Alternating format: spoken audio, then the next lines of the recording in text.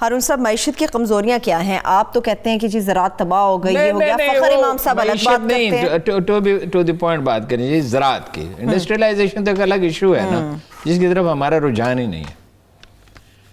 زمین ہموار نہیں ہے، بار بار پوائنٹ آؤٹ کرتے ہیں. بیج ٹھیک نہیں ہے، پیسٹی سائڈز جو ہیں ان کی قیمتیں زیادہ ہیں یا ملاوٹ ہے. کھاد 7500 روپے کی کھاد 2 بوریاں ڈی اے پی کی کون ڈالے گا؟ اگرچہ گندم کی قیمت بڑھا کے 1950 کر دیا ہے بخیل ہی 2000 سیدھی کرو. اچھا گندم وہاں جاتی ہے، اس کا نتیجہ یہ ہے کہ وہاں جاتی ہے سندھ، یہاں سے آٹا چلا جاتا ہے، ایک مصنوعی بحران پیدا ہوتا ہے. بھائی صوبائی حکومت کی الگ، وہ پونی والے کا کیا نام ہے؟ رضا ربانی صاحب. ایسی 19ویں ترمیم جو ہے، 18ویں ترمیم ہمارے سروں پہ مسلط کی ہے. صوبائی حکومتیں آزاد ہیں، یہ فیڈریشن ہے، یہ کنفیڈریشن ہے. زمین، پھر یونیورسٹیاں نہیں ہیں، پھر ریسرچ نہیں ہے، اچھے بیج نہیں آ رہے، تو پیداوار انڈیا سے آدھی کیسے ہو سکتی ہے؟ وہ زیادہ ذہین لوگ ہیں، ان کی زمین ہم سے زیادہ فرٹائل ہے. تو فخر امام صاحب کی بات جو کہی وہ تو خیر اس میں تو تسلی کا پہلو ہے، لانگ ٹرم بھی تو کچھ کریں. صحیح، ٹھیک ہے. یہ ہے اتنی بات. جمشید چیمہ صاحب کی آپ نے کوئی کہانی سنائی؟ جمشید چیمہ صاحب کے بارے میں سب لوگ یہ کہہ رہے ہیں کہ انہوں نے دانستہ کیا. یہ نہیں ہو سکتا کہ چاروں کاغذات غلط ہوں.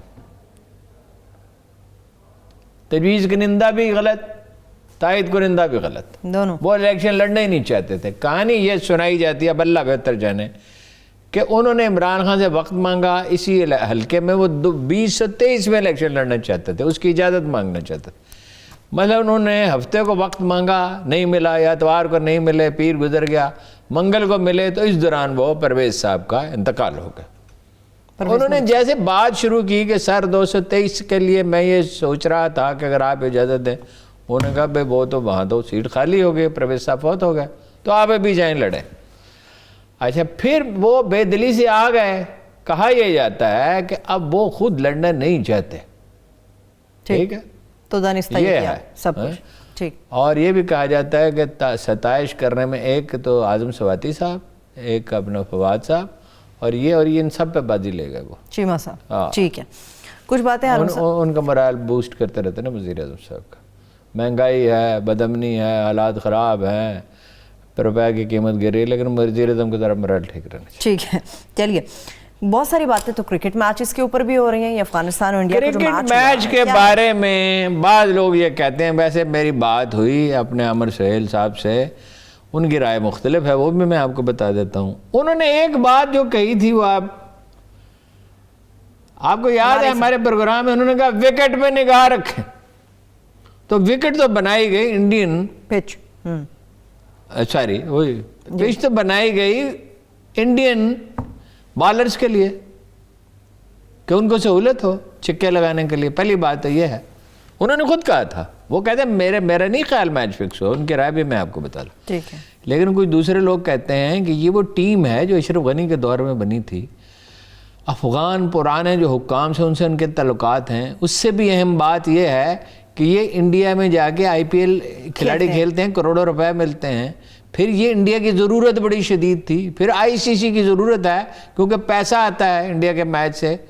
جب خاص طور پہ پاکستان انڈیا کا میچ ہو تو 32 کروڑ روپے. ویسے انڈیا میں مطلب یہ کہ تعداد سب سے زیادہ ہے، انڈین سب سے زیادہ فائنانس کا ICC کو حصہ ملتا ہے نا. پھر وہ کہتے ہیں کہ فیلڈنگ بچوں کی طرح کی. پھر وہ کہتے ہیں جو سب سے اچھا بالر ہے اس کو کہہ دیا زخمی ہے، اس کو کھیلنے نہیں دیا، اس کا ثبوت کوئی نہیں ہے. کچھ آڈیوز بھی تو آئی ہیں صاحب، کچھ شارٹس بھی آئے ہیں. اچھا بچگانہ طریقے سے کی، اور جتنے رنز انہیں درکار تھے اتنے ہی دیے. انہیں 63 کی برتری درکار تھی، انہوں نے 66 دیے. کیچ چھوڑے. لہٰذا یہ ابھی پتہ چلے گا، اب فیصلہ تو کل ہوگا.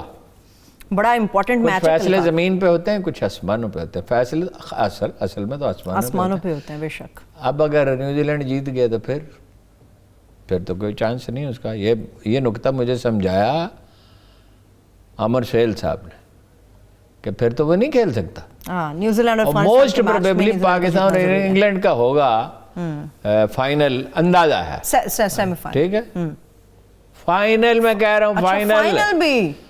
اور اگر نیوزی لینڈ جب سیمی فائنل میں پہنچ جاتا ہے اور پھر وہ فائنل میں بھی پہنچ جاتا ہے اور انگلینڈ بھی پہنچ جاتا ہے تو آمدن کم ہو جائے گی. 32 करोड़ आदमी देखते हैं पाकिस्तान इंडिया के मैच को, इसमें बहुत पैसा है, इसमें अरबों रुपए हैं, इसमें इश्तहारात हैं, इसमें आईसीसी का इंटरेस्ट है, इस पे फिर आपको पता है दुनिया भर में अरबों रुपए की शर्तें लगी होती हैं पाकिस्तान इंडिया के मैच। अच्छा, पिच जो है, अब मैंने पूछा किसी से कि मुझे ज्यादा समझ तो नहीं, आप बताओ कि वो पिच कैसी बनाई जा रही है। उन्होंने कहा ऐसी ही बनाई जा रही है जो इंडिया को साजगार, वो उसको अफगानिस्तान को साजगार, अफगानिस्तान के जीतने की सूरत में इंडिया का चांस है, इंडिया का चांस है। Let's hope for the best Arun साहब। उम्मीद है, चलिए मैच किसी का भी हो पाकिस्तान के साथ, पाकिस्तान टीम बड़ी पुरज़्म है और उम्मीद करते हैं पाकिस्तानी बहुत अच्छा खेले, अच्छा खेल के भी हार जाएं तो फिर वो मलाल नहीं होता। ठीक, खेले अच्छा, अभी तक तो बड़ा पुरज़्म है। नहीं, अभी तक क्या मतलब ये है कि अगर 4 मैच जिस शान से खेले और जीते, अगर हार भी जाएं, फर्जी खेल में हार जीत होती है। अब आप उनसे ये गिला नहीं कर सकते कि उन्होंने कोताही कर तक। एक गिला अरुण साहब, क्रिकेट कभी खेल हुआ करता था, अब सियासत हो गया, बिजनेस हो गया। नहीं, वो तो जेंटलमैन गेम इसको कहा जाता था।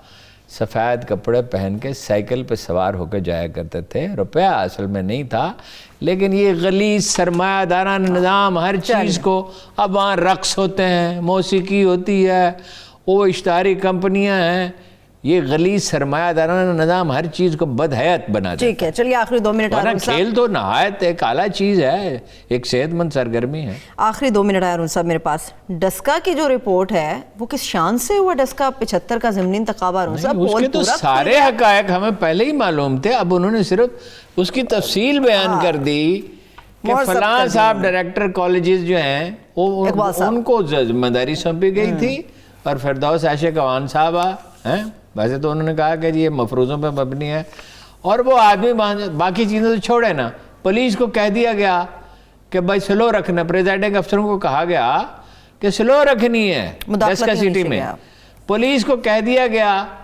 कि भाई आपको जो कहा जाए आपने वो करना है, और पुलिस के बारे में कहा गया है या आंखें बंद रखी या साजिश में शरीक थे। लेकिन सबसे अहम वाक़या ये है कि वो 30 आदमी, कितने 30 थे, वो प्रेसिडेंट अफसर वहाँ से गायब हो गए, प्रेसिडेंट अफसरान थे वो गायब हो गए। फिर वो एक थाने में रुके, फिर वो एक डीएसपी के पास रुके, फिर वो उग्गी रोड है या क्या उसका नाम है, वहाँ पे एक जगह पे पाए गए, फिर वो ताख़ीर से आए, फिर उन्होंने कहा धुंध थी, फिर ये वाज़ेह है कि वो सीधे रास्ते से नहीं आए। वैसे तो इस मुल्क में किसी कोई इलेक्शन साफ नहीं हुआ 70 के सिवा, और उसके नताइज नहीं माने गए थे। एक बात अच्छी है, अब कोई जज नहीं है, जज की बेचारे की तो कायनात होती है, 2 कमरों तक महदूद, उसकी इंतजामी सलाहियत वैसी नहीं होती। अच्छा है, चीज़ें क्रिस्टल क्लियर होकर सामने आ गई, उनका प्रेशर ज़्यादा है, उनके भर्ती किए हुए मुलाजम मौजूद हैं, वो मुस्तैद रहे, तो कोई करीना तय होने चाहिए, कोई बंदोबस्त होना चाहिए, इलेक्शन फेयर हो। बहुत शुक्रिया, thank you so much Arun साहब। देखने वालों का शुक्रिया, मुझे इजाज़त दीजिए, अपना ख्याल रखिए, खुदा हाफिज़।